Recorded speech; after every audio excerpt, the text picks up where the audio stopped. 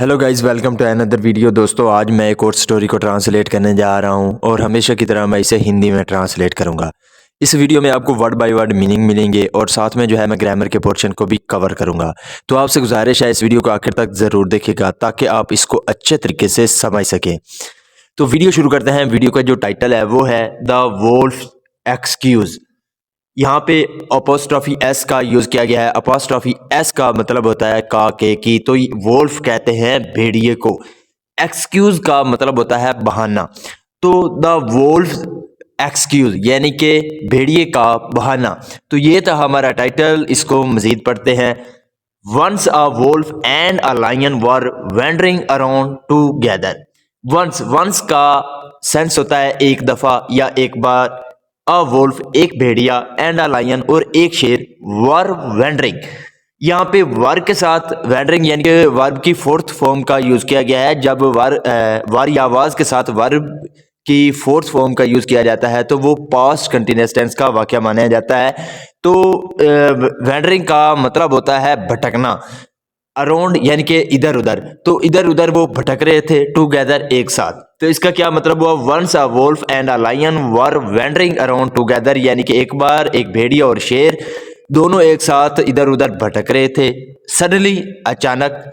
दे heard, hair का मतलब होता है सुनना, तो यहाँ पे हर्ड सेकंड फॉर्म का यूज किया गया है। दे हर्ड उन्होंने सुना the bleating of sheep. Sheep कहते हैं भेड़ को। ब्लीटिंग का मतलब होता है जो भेड़ की आवाज होती है मिमनाना, तो उसको सुना। सम डिस्टेंस अवे यानी कि कुछ दूरी पर, कुछ फासले पर। Suddenly they heard the bleating of sheep some distance away, के उन्होंने कुछ दूरी पर भेड़ की मिमनाने की आवाज सुनी। Did you hear the bleating of sheep? Did you hear, क्या आपने सुना? द ब्लीटिंग ऑफ शीप यानी कि भेड़ की मिमनाने की आवाज को सुना। सेड द वोल्फ, भेड़िए ने कहा। You please wait for a minute here. You please यानी कि तुम मेहरबानी करके वेट इंतजार करो। फॉर अ मिनट हेयर यानी कि एक मिनट यहाँ इंतजार करो।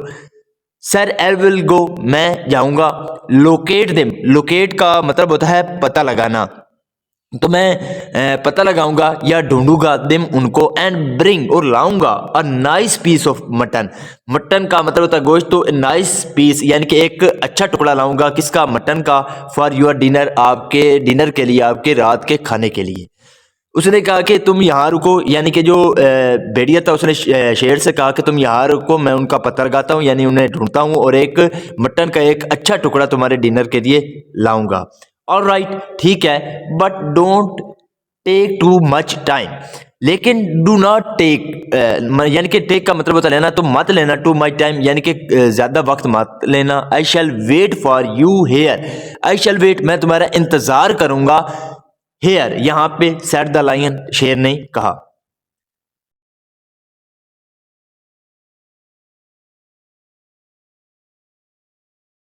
The Wolff went in search of the sheep. The Wolff went, यहाँ पे गो की सेकंड फॉर्म है वेंट, तो वो गया। In search of, in search of का मतलब होता है तलाश में, तो वो तलाश में गया। ऑफ द शीप, भेड़ की, यानी कि जो भेड़िया था वो भेड़ की तलाश में गया। He had gone about 100 yards when he reach the sheep fold.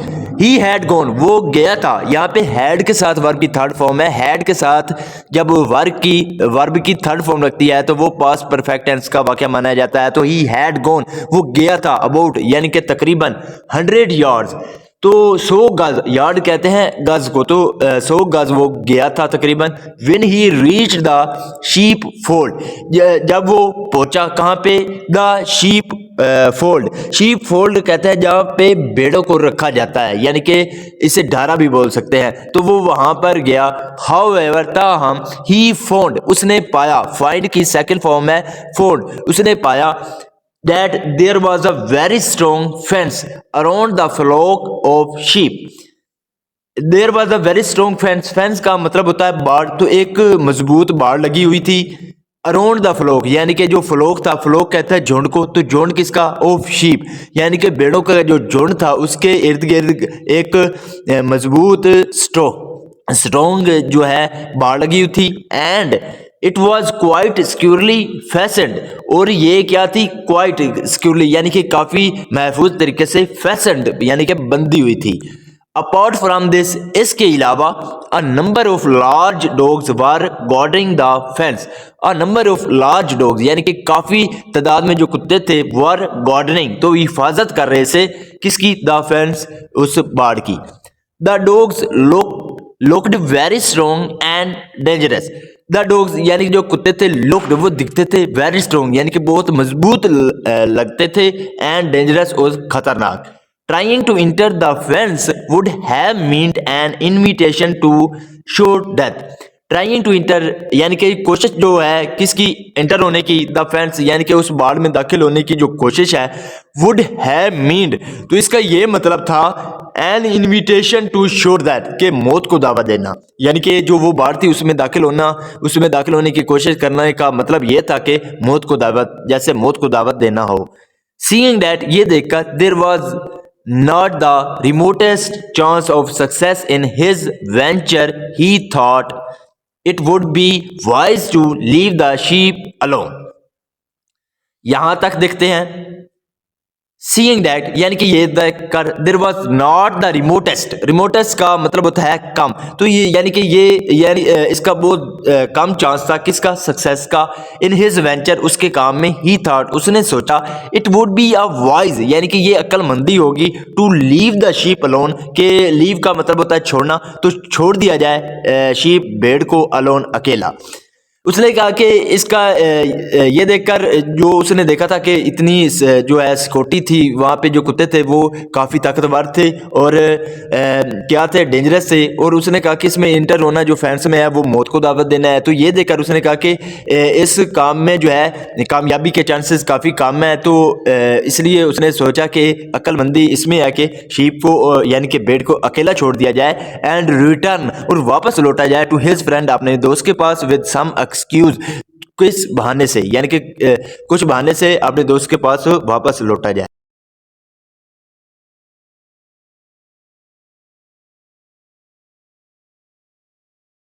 Sir, I am sorry to tell you that it wasn't worth taking all the trouble. Sir, I am sorry यानी कि मुझे माफ़ कर दें, टू टेल यू यानी कि मुझे ये दुख हो रहा है या मुझे अफसोस है, टू यू टेल यू, आपको बताते हुए, डैट के इट वजंट वर्थ, इट वजन वर्थ, वर्थ का मतलब होता है कीमत, तो इसकी कोई कीमत है नहीं है। टेकिंग ऑल द ट्रबल यानी कि ये जो सब परेशानी है इसको लेने की कोई जो है वो वर्थ नहीं है, कोई ज़रूरत नहीं है। ऑफ कोर्स, बेशक, देयर आर सम शीप, के कुछ शीप हैं वहाँ पे, यानी कि भेड़े हैं। ही सेड, उसने कहा, टू द लायन, शेर से, बट लेकिन, there are very poor looking and thin, they are के वो हैं वेरी पुअर लुकिंग यानी कि बहुत ही बेचारी लग रही हैं, एंड थिन, और पतली लग रही हैं। They seem to be ill fed and have hardly any flesh in their body. They seem to be, वो लगती हैं क्या? इल फेड, इल फेड का मतलब होता है अच्छी तरह से उनको खाना नहीं दिया गया, यानी कि ऐसी लगती है कि उनको अच्छी तरीके से खाना नहीं दिया गया। And have hardly any flesh in their body, और उनके जो जिस्म है उनमें यानी कि शायद ही जो है मांस होगा। फ्लैश कहते हैं मांस को। It is advisable to leave them where they are. It is advisable यानी कि ये एक मशवरे देने योग्य है, टू लीव देम, उनको छोड़ देना, वेयर दे आर यानी कि जहाँ पे वो हैं उनको वहाँ छोड़ देना, यानी कि एक मशवरे की बात है या एक योजना की बात है। We can eat them some time later, we can eat them, हम उन्हें खा सकते हैं, सम टाइम लेटर यानी कि कुछ वक्त बाद हम उन्हें खा सकते हैं। When they become fat and have enough flesh to assure over hunger. When, जब, दे बिकम, जब वो बन जाएंगी क्या? फैट यानी कि वो मोटी हो जाएंगी, एंड हैव इनफ फ्लैश, और उनमें काफ़ी मांस होगा, टू एशवेज ओवर हंगर। एशवेज का मतलब होता है मिटाना, तो जो हमारी भूख है, हंगर कहते हैं भूख को, तो हमारी भूख को मिटाने के लिए यानी कि वो क्या, उनमें काफ़ी जो है फ्लैश आ जाएगा और वो क्या हो जाएंगी? मोटी हो जाएंगी, तब हम उसे खाएंगे। इसका मोरल क्या हो सकता है? Every coward has an excuse when in danger. Every coward, coward का मतलब होता है डरपोक। तो हर डरपोक के पास हैज एन एक्सक्यूज, तो उसके पास एक बहाना होता है। यहाँ पे हैज जो है वो पोजीशन के रूप में होता है, यूज किया गया है जब हम कहते हैं कि किसी के पास कुछ है प्रीजन के लिए, तो हैज हैव का यूज किया जाता है। तो every coward has an excuse, तो हर डरपोक के पास एक बहाना होता है विन इन डेंजर, यानी कि जब डेंजर यानी कि जब खतरा हो। So this is the video guys. अगर आपको पसंद आई हो तो इस वीडियो को लाइक कर दे, चैनल को सब्सक्राइब कर दे ताकि इसी तरह की आने वाली वीडियो आप तक पहुंचती रहे। Have a nice